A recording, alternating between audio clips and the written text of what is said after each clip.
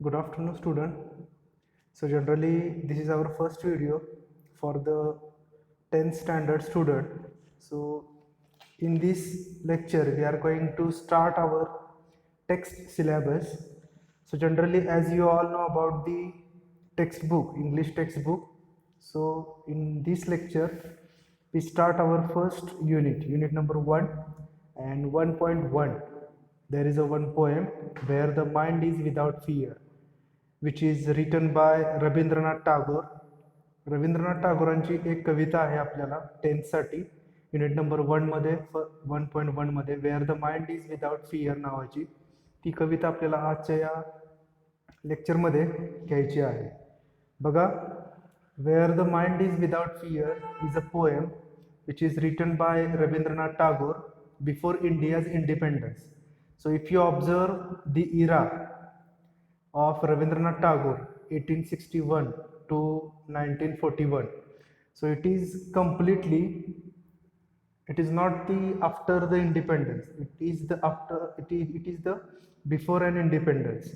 हा जो इरा आहे तो इरा तुम्हाला स्वतंत्र भारताला मिळायच्या अगोदरचा इरा आहे. So generally Rabindranath Tagore was renowned writer in Indian literature. Especially, we all know about his contribution in writing. He was the author of Gitanjali. So, Gitanjali is one of the collection of poems. So, he was written that collection of poems, and it's profoundly sensitive, fresh, and beautiful verse. So, if you read Gitanjali, Gitanjali's actual book, so you will realize about the sensitivity, freshness and beautiful verses which is included in the Gitanjali poems. Okay, it is a set of poems. There is no one poem in Gitanjali. There are different kinds of poems in the Gitanjali. So Rabindranath Tagore became the first non-European to win the Nobel Prize in literature in 1913. 1913 मध्ये Rabindranath टागोरांना Nobel प्राइजने भूषवण्यात आलेलं होतं. Generally we all know about our national anthem Janagana Mana. So Janagana Mana was also written by the Rabindranath Tagore, and this poem where the mind is without fear is one of his vastly read and discussed poem. अशी खूप अशी vast आणि discussed अशी एक poem त्यांनी या ठिकाणी लिहिलेली आहे. So it was originally composed in Bengali and later he himself translated it into English. When he wrote this poem, at that time this poem was in Bengal language. Bengali language मध्ये ती poem होती, पण त्यानंतर त्यांनी स्वतःच ती इंग्लिशमध्ये translate केलेली होती. This poem is from his Nobel Prize winning anthology. Anthology means collection of poems. त्यांची एक कलेक्शन ऑफ पोएम्स अँथॉलॉजी आहे, ती म्हणजे गीतांजली. त्या गीतांजलीमधून ही पोएम घेतलेली आहे. As we all know about British empire and its rule on India, how many years? 150 years, 150 वर्ष ब्रिटिशांनी जे भारतावरती जुलूम जबरदस्ती केली, एक्सप्लॉयटेशन केलं, वेगवेगळ्या डिफरंट काइंड ऑफ सेक्टरमधलं असणारं एक्सप्लॉयटेशन केलं. तर त्या सगळ्या एक्सप्लॉयटेशनमुळं इंडियाची जी झालेली एक म्हणजे असं म्हटलं गेलं जायचं की पूर्वी India is a sparrow of gold, सोन्याची चिमणी आहे भारत, असं पूर्वी म्हटलं जायचं. So generally Tagore lived during the time when India was ruled by the British. Rabindranath टागोरांचा जो इरा आहे कम्प्लिटली, किंवा त्यांचा जो काही आयुष्याचा काळ आहे, तर तो साधारणतः ब्रिटिश रूल ज्यावेळी भारतावरती होतात त्या सगळ्या दरम्यानचा आहे. सो इन दिस पोएम, या कवितेमध्ये, बिसाइड्स पॉलिटिकल फ्रीडम म्हणजे काय तर राजकीय स्वातंत्र्य, पण ते बाजूला सोडून from British, Tagore also repeals to God for social, educational and economic freedom for the people of India. In this poem Rabindranath Tagore expects a nation, a good nation. Bharat हा त्यांना निर्माण करायचा आहे, पण तो कसा असेल, त्यांच्या स्वप्नातला भारत कसा आहे रवींद्रनाथ टागोरांच्या, तो या कवितेच्या माध्यमातून ते सांगण्याचा प्रयत्न करत आहेत. ठीक आहे. So generally this is the introduction of the poet. हे पोएटचं इंट्रोडक्शन होतं. आपण वन बाय वन आपली जी कविता आहे त्या कवितेचा आपल्या लाईन्स वाईज आपल्याला मिनिंग त्याचा बघायचा आहे. But before I start this poem, I just want to read some of the summary of this poem. When India will be a free country, ज्यावेळी भारत फ्री कंट्री होईल, what will be its nature or structure, तो भारत कसा असेल, हे या कवितेच्या माध्यमातून रवींद्रनाथ टागोरांनी सांगण्याचा प्रयत्न केलेला आहे. म्हणजे जो स्वतंत्र भारत आहे तो कशा पद्धतीचा असेल, त्याच्यामध्ये लोकांना कोणकोणत्या गोष्टी असतील, हे सांगण्याचा प्रयत्न या कवितेच्या माध्यमातून रवींद्रनाथ टागोर यांनी केलेला आहे. बघा, first I read this poem. Everyone has textbook, so you can open it and read it. Okay, बघा, where the mind is without fear and the head is held high, where knowledge is free, where the world has not been broken up into fragments by narrow domestic walls, where words come out from the depth of truth, where tireless striving stretches its arms towards perfection, where the clear stream of reason has not lost its way into the dreary desert sand of dead habit, where the mind is led forward by thee into ever widening thought and action, into that heaven of freedom, my father, let my country awake. Especially in this poem, Rabindranath Tagore expects a good nation, a free country of India, but it is a different kind of thing. There are different kind of obstacles, there are different kind of issues to become India as a free country. भरपूर issues होते, तर त्याच्यामध्ये काय गोष्टी होत्या, ह्या सगळ्या गोष्टी इथे सांगण्याचा प्रयत्न केलेला आहे. बघा, where the mind is without fear, मला अशा भारतामध्ये राहायचं आहे की ज्या भारतामध्ये कोणतीही भीती नसेल. म्हणजेच काय नसेल तर कम्प्लीट फ्रीडम असेल. Okay, every citizen of Indian citizen should be a free mind without any fear. कोणतीही भीती नसेल, विचार व्यक्त करण्याचे स्वतंत्र असेल. त्याचबरोबर in free India every Indian's mind should be free to think anything. प्रत्येक भारतीयाला त्याच्या इच्छेनुसार विचार करण्याचं स्वतंत्र असेल. To do anything in India, in free India, स्वतंत्र भारतामध्ये त्याला विचार व्यक्त करता येतील. त्याचबरोबर त्याला स्वतंत्र भारतामध्ये कुठल्याही भीतीशिवाय वावरता येईल असा भारत, त्यांच्या स्वप्नातला भारत त्यांना घडवायचा आहे. And the head is held high. The head is held high याचा मिनिंग इथं काय घेतलेला आहे की प्रत्येक भारतीयाला काय असेल तर स्वतःचा स्वाभिमान असेल.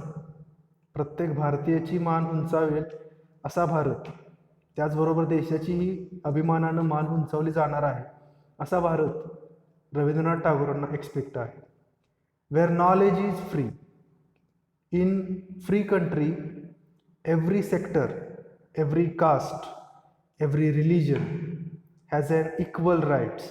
प्रत्येक धर्माला, प्रत्येक जातीला समसमान अधिकार असतील. एज्युकेशन, जे एज्युकेशन असेल, India should be free and proud one. Every Indian has a pride. We should maintain it in free India. Equal education for every one. In free India, what will be the situation of education? So if you observe the past some of the years in Indian history, so there is a one specific, particularly a one caste custom should be there. त्याच्यावेळी caste custom असायची. त्याचबरोबर शिक्षणाचा अधिकार सगळ्यांना नसायचा. तर स्वतंत्र भारतामध्ये रवींद्रनाथ टागोर काय म्हणतायत की education should be equal for everyone. शिक्षण हे सगळ्यांना समसमान असेल. There is no any caste barriers. कुठलेही कास्ट बॅरियर्स नसतील. क्लॅन, वंश नसेल. रिलीजन, धर्माधर्मांमध्ये भेदभाव नसेल. Every Indian citizen, all Indian citizens should be equal right to take education. Everyone gets an equal and free education, not only the caste basis or religious basis. So that particular thing is mentioned through this line. या लाईनमधून तीच गोष्ट रवींद्रनाथ टागोर सांगतायत की कुठलीही caste, कुठलाही religion याच्यावरती education असणार नाही. तर एज्युकेशन कसं असेल, सर्वांना समसमान असेल. Next line, where the world has not been broken up into fragments. आता इथे एक वर्ड आहे बघा, कुठला? फ्रॅगमेंट्स नावाचा एक शब्द आहे. आता फ्रॅगमेंटचं मिनिंग काय आहे? तर फ्रॅगमेंटचं मिनिंग आहे ब्रोकन पार्ट्स. आपल्याला माहीतच आहे, after the independence of India, Bharat स्वतंत्र झाल्यानंतर देशाचे वेगवेगळे तुकडे झालेले होते, हे आपल्या सर्वांना माहिती आहे. Where the world has not been broken up into fragments, जग किती जरी तुकड्यांमध्ये विभागलं गेलं असेल तरी माझा भारत हा एकसंध असेल, एका ह्याच्यामध्ये भारताची युनिटी असेल, आणि ही युनिटी आपल्याला स्वतंत्र भारतामध्ये पाहायला मिळणार आहे. So where the world has not been broken up into fragments, वेगवेगळ्या तुकड्यांमध्ये भारत विभागला गेलेला नसावा. By narrow domestic walls. आता अजून एक कन्सेप्ट इथं बघा यूज केलेली आहे, ती म्हणजे नॅरो डोमेस्टिक वॉल्स. आता नॅरो डोमेस्टिक वॉल्स याचं मिनिंग काय आहे? तर division on the basis of religion, धर्माच्या आधारावरती डिव्हिजन करणे, कास्टच्या आधारावरती डिव्हिजन करणे, क्लासेस वर्ग असतात वेगवेगळे त्याच्या आधारावरती डिव्हिजन करणे, अँड कलर रंगांच्या याच्यावरती डिव्हिजन करणे, in societies and between countries of the world. As we all know about the African culture, African कल्चरमध्ये आपल्याला माहीत आहे, there was a one system and that is apartheid government system. So there is a black and white discrimination, racial discrimination, which is presented in the South African culture. South African कल्चरमध्ये काळा गोरा असा भेदभाव केला जात होता पूर्वी. तर आपला जो भारत असेल तो कसा असेल की या नॅरो डोमेस्टिक वॉल्स ज्या आहेत, ज्या भिंती घातल्या गेलेल्या आहेत, म्हणजे कशाच्या आधारावर? धर्माच्या आधारावर भिंती आहेत, जातीच्या आधारावरती भिंती आहेत, रंगाच्या आधारावरती ज्या काही भिंती आपल्या समाजात पाहायला मिळतात, ह्या भिंती माझ्या स्वतंत्र भारतामध्ये नसतील. There is no any boundary of religion, there is no any limitation of caste, custom, clan, colors in free India. So that particular India will be the great nation as per the Rabindranath Tagore. पुढे बघा, where world come out from the depth of truth, where tireless striving stretches its arms towards perfection, where words come out from the depth of truth. आपल्याला माहित आहे स्वतंत्र लढ्यामध्ये एक असं MK Gandhi जे आहेत, महात्मा गांधी यांचं एक वेपन होतं, शस्त्र होतं. ते कुठलं होतं? ट्रूथ, सत्य, अहिंसा, नॉन व्हायलन्स. सर हे जे ट्रूथ आहे, where words come out from the depth of truth, भारतामध्ये जे लोक आहेत, हे जे भारत जो आपला आहे, या भारताची जी काही प्रगती आहे, प्रॉस्परिटी आहे, ही हार्डवर्क, इंडियन पीपलच्या हार्डवर्कमधून होणार आहे. आणि ते हार्डवर्क कसे असतील? वेअर टायरलेस, न दमणारे हात भारतीयांचे भारताच्या प्रगतीमध्ये मोलाचा वाटा उचलतील. Where tireless striving stretches its arms. इथे एक टिपिकल अशी फ्रेज वापरलेली आहे बघा, tireless striving stretches its arms. याचं मिनिंग काय आहे? तर aims at achieving a goal. Stretches its arms म्हणजे काय? Aims at achieving a goal. एखादा गोल अचीव्ह करण्यासाठी, आपल्याला भारताच्या प्रगतीसाठी, टुवर्ड्स परफेक्शन, परफेक्शन म्हणजे हार्डवर्क, खूप हार्डवर्क करायचं आहे, कठीण परिश्रम घेऊन आपल्याला आपला नवभारत, बलशाली भारत घडवायचा आहे. Where the clear stream of reason has not lost its way. Clear stream, आपली जी विचारधारा असेल, थॉट्स आपले जे असतील, हे कुठल्याही कारणाला बळी पडणार नाही. आपले thoughts just like a water flow, कसे असतील? एखाद्या वॉटर फ्लोसारखे असतील. पाण्याच्या प्रवाहाप्रमाणे, फ्लोप्रमाणे आपले विचारसुद्धा कसे असतील? स्वच्छ आणि प्रवाही असतील. आणि हेच विचार, हे जे थॉट्स आहेत, clear stream of reason has not lost its way into the dreary desert sand of dead habit. आपले जे थॉट्स असतील, हे थॉट्स कशाला नष्ट करतील? तर डेड हॅबिट्सना नष्ट करतील. आता डेड हॅबिट म्हणजे काय आहे? तर आपल्याला माहिती आहे, old traditional rituals and customs that are harmful. जुन्या ज्या प्रथा, परंपरा, रूढी ज्या होत्या, त्या रूढींमुळं भारत हा खूप मागास असं समजलं जात होता, बॅकवर्ड इंडिया असं समजलं जात होतं. सतीची प्रथा होती, बालविवाहाची प्रथा होती, अशा वेगवेगळ्या प्रथा भारतामध्ये पूर्वी होत्या. सो ह्या ज्या डेड हॅबिट आहेत, ह्या डेड हॅबिटनं आपल्याला इग्नोर करायचं आहे आणि आपल्याला आपला जो थॉट आहे, हा थॉट ड्रिअरी डेझर्ट म्हणजे आपल्याला माहिती आहे, ड्रिअरी म्हणजे लाईफलेस, जिथं लाईफच नसते त्याला आपण ड्रिअरी असं आपण म्हणतो. ड्रिअरी डेझर्ट म्हणजे वाळवंट. So into the dreary desert sand of dead habit, की जे वाळवंट आहे ते वाळवंट कसं निर्माण झाले देशामध्ये, डेड हॅबिटनं निर्माण झाले. डेड हॅबिट म्हणजे रूढी प्रथा परंपरांनी निर्माण झालेले हे जे वाळवंट आहे, त्या वाळवंटामध्ये आपली आपली जी थॉट प्रोसेस आहे ती एखाद्या वॉटरफ्लो सारखी आपल्याला तिथपर्यंत पोहोचवायची आहे आणि त्यातूनच इंडियाची डेव्हलपमेंट करायची आहे. Where the mind is led forward by thee. आपलं जे माइंड आहे हे माइंड एवढं आपल्याला स्ट्रॉंग करायचं आहे इंडियाच्या प्रॉस्परिटीसाठी, इंडियाच्या डेव्हलपमेंटसाठी, फ्री इंडियासाठी, की जो इंडिया कसा असेल, free India should be powerful India. Okay, powerful India आपल्याला घडवायचं आहे. Where the mind is led forward by thee. दीला इंग्लिशमध्ये जो मिनिंग आहे तो आहे युअर्स, आपला.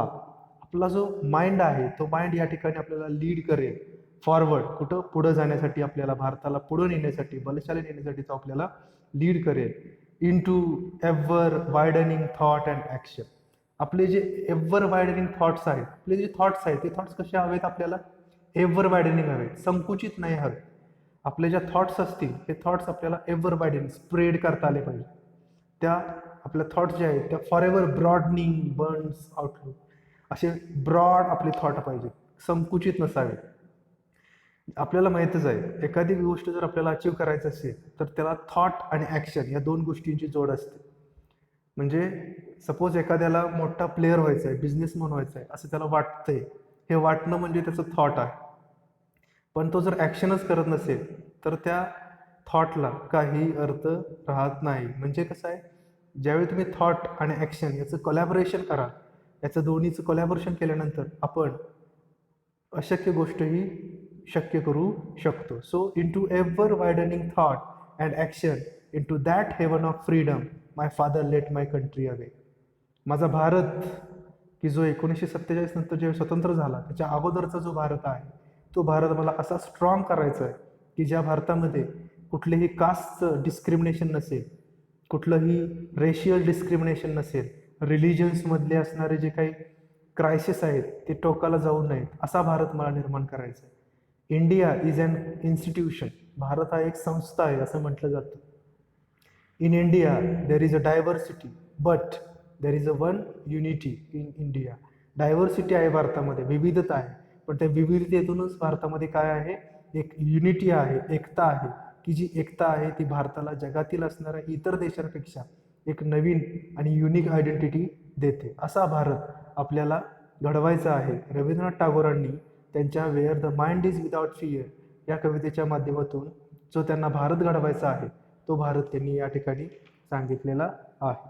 सो बेसिक गोष्ट लक्षात घ्या की ज्यावेळी तुम्ही कुठल्याही कवितेची समरी लिहिता त्यावेळी त्याचा जो सेंटेन्स आहे तो प्रत्येक सेंटेन्सचा अर्थ समजून घेतला पाहिजे आणि त्या सेंटेन्सच्या अर्थामधून तुम्हाला त्या गोष्टी क्लिअर होतील. ठीक आहे, एक समराईज केलेला पार्ट आहे तो मी थोडक्यात रीड करून दाखवतो बघा. Wien India will be a free country, what will be it's nature or structure. In free India, your mind should be free to think, to do anything. In free India, there should not be any pressure or rule of any other countries. Our Indians should be free and proud one. Every Indian has pride. We should maintain it in free India. Equal education for everyone. There is no any caste barrier, clan, religion. Everyone gets an equal and free education, not only the basis of caste or religion. Our free India should be united. There is no any fragments. There is no any walls of discriminations. The society or this society should be free to express truths and logical. Everyone will have rights to express our clear stream of thought process. Dead habits are those habits of superstitions and prejudices which are polluted and restricted in achieving the freedom of the mind. ever widening thoughts and action, the expression of thoughts, birth of a new ideas and creation, and a relentless pursuit of excellence through Indians' hard work. ह्या ज्या सगळ्या गोष्टी आहेत ह्या गोष्टी आपल्याला या कवितेच्या माध्यमातून रवींद्रनाथ टागोरांनी सांगण्याचा प्रयत्न केलेला आहे. So I hope you understand our first poem that is where the mind is without fear. Okay, याचे काही क्वेश्चन आन्सर्स असतील ते आपण पुढच्या व्हिडिओमध्ये पाहणार आहोत. तोपर्यंत तुमचे काही डाऊट्स वगैरे असतील तर तुम्ही ग्रुपवरती मेसेज सेंड करू शकता. Okay, thank you.